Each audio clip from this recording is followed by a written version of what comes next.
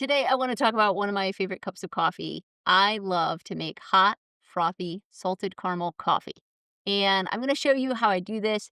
It's going to remind you of a salted caramel latte, except I don't have an espresso machine at my house.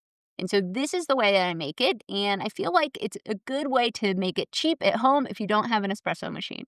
So, first of all, I use this Espresso frother.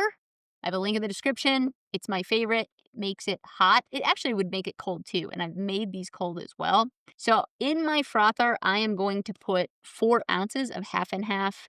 Now you can use other milk products. It will froth it and heat it just the same or make it cold. And for my over 40 friends, everybody's saying like you need more protein. I've actually been using Fairlife instead of half and half. And it has been very similar texture and taste, as well as it just gives me a little less fat and a little more protein.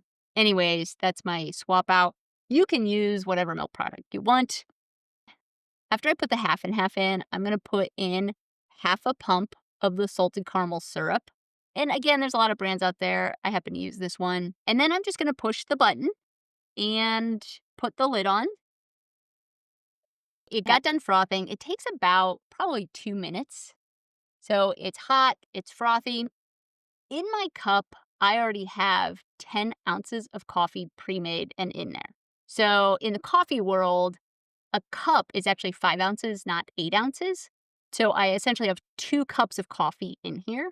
And then what I'll do is I will do usually 2 pumps of the salted caramel, sometimes 2.5.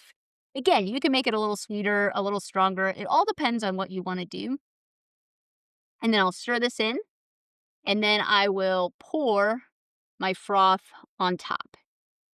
And usually there's still a little extra froth in there. It just kind of depends on how well it's frothed, what different milk product you use. And then on top, I will add this. This is actually my favorite. So Smucker's makes a salted caramel.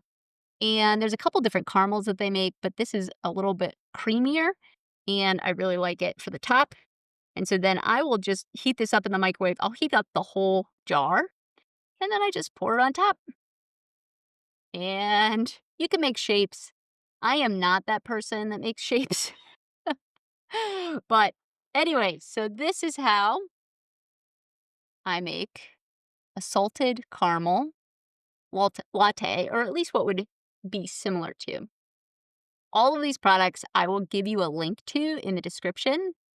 The other thing I want to point out is this mug. So I always want my coffee to stay hot, so I always use a double insulated mug. I happen to really like this one by Elemental. I started using them a couple years ago, and the reason I like them is they fit my coffee most of the time. Don't pay attention to the fact that the caramel is running down the side. That was just a mistake by me. But it holds my coffee.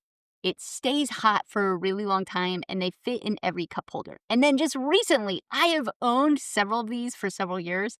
And just recently, I learned that they're dishwasher safe. So anyways, these are one of my favorites. But I encourage you to find a double insulated mug if you want a hot cup of coffee. This is a salted caramel recipe that I love, and I hope you enjoy it too.